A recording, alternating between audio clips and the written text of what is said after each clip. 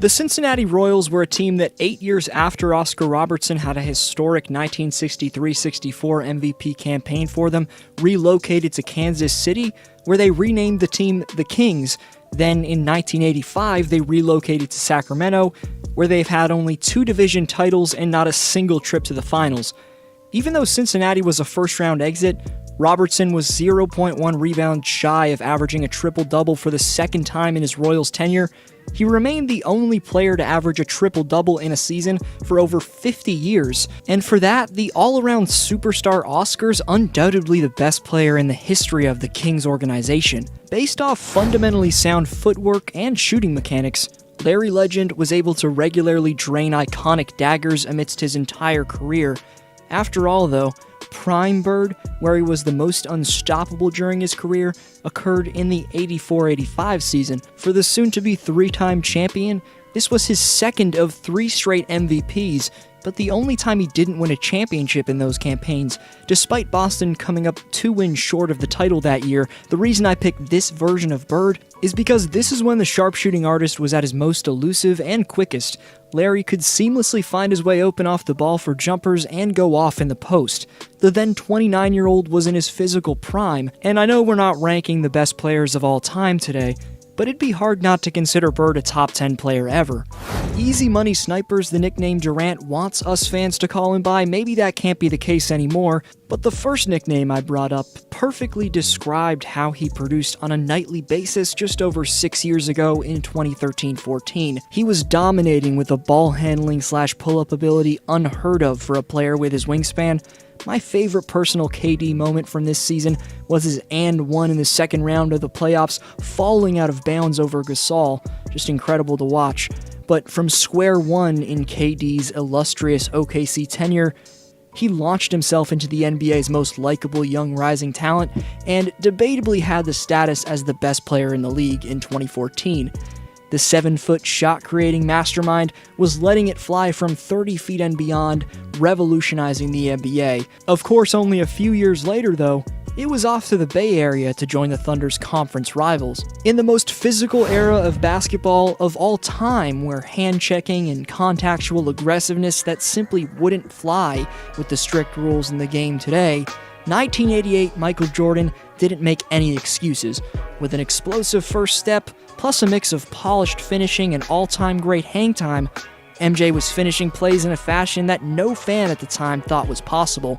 The bad boy Pistons would end up taking Jordan's Bulls down in the second round, but MJ proved that he was the league's most marketable talent in 1988, winning his first of 5 total MVP trophies. Far prior to his airness flashing onto the scene, Kareem was widely regarded as the greatest of all time. Abdul-Jabbar mastered the ability to keep his defender off balance when backing down in the post, and with that sensational aspect of Kareem's game, given he has a 7'5" wingspan, he was able to drop 34.8 points and 16.8 rebounds per game in the 71-72 season. What many forget about the most brilliant post scorer ever is that he was a great passer as well. All around, Kareem set the standard for the near future for what a man his size needs to have in his repertoire to gain elite status. Ranking Steph Curry's 2016 masterpiece isn't purely based off the volume of his dominance. It's about how this man revolutionized the game, culminated in this shot. Side not to use it, Curry, way downtown, bang!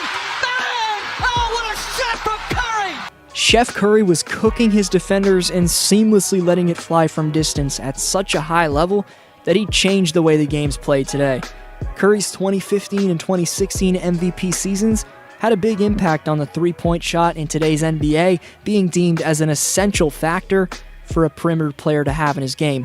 The reason I picked 2016 Steph for this list is that the man took 11 threes per game and shot nearly a career-high 45% from deep, while putting up career highs in points, steals, and free throw percentage. With the pressure to win a championship off his back, the locomotive LeBron James had one of the most unstoppable seasons ever in 2013.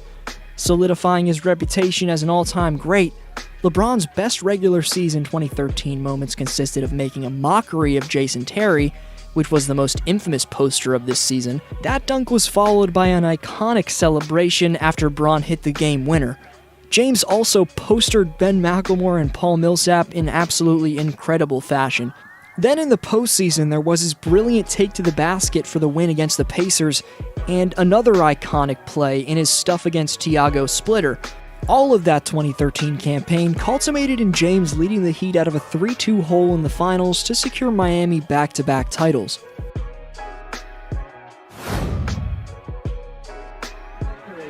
It's a pleasure to watch you grow. Congratulations, 1999-2000 NBA MVP, Shaquille O'Neal.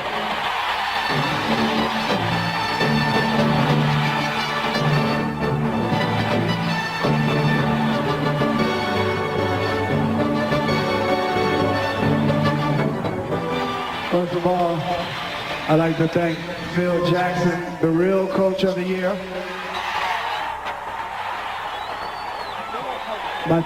My teammates, and both of the Staples Center fans, because you guys are the best. This is y'all award. Love you.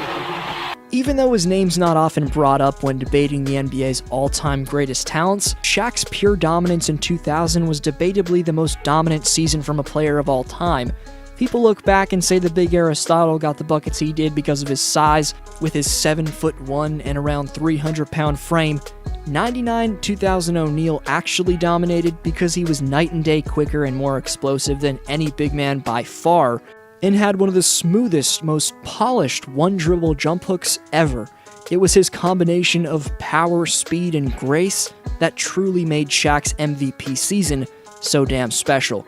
The Lakers captured their first of 3 consecutive titles, with Shaq averaging an insane 38 points, just under 17 rebounds, and 2.3 blocks in the NBA Finals. 2 numbers in his stat line are proof to why Chamberlain earns the number 2 greatest MVP season of all time: 33.5 points and 24.6 rebounds.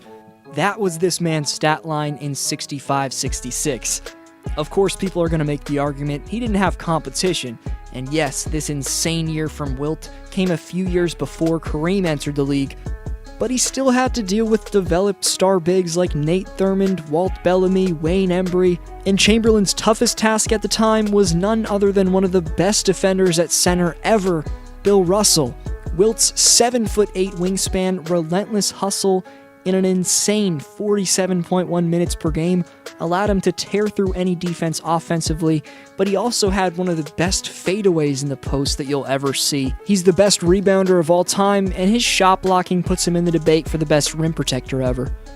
Right before number 1, honorable mentions to 1993-94 Hakeem, 2016-17 Russell Westbrook, 2008-2009 LeBron James, 2001-2002 Allen Iverson, 1980-81 Julius Erving, 2004 Kevin Garnett, and 2010-2011 Derrick Rose. 40 years after the second-ranked Wilt, MJ was in his physical prime and also putting up a career-high 43% clip from three-point range. Michael's shooting and athletic prominence simultaneously were at their highest level in his career. Jordan also mastered the mid-range game, and whether it was his post-fade or shifty one-dribble pull-ups, that shot was also at its peak during the 95-96 campaign.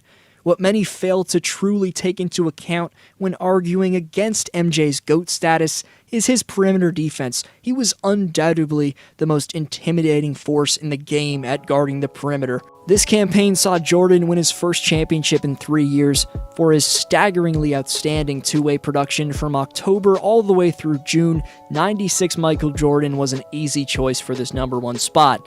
For more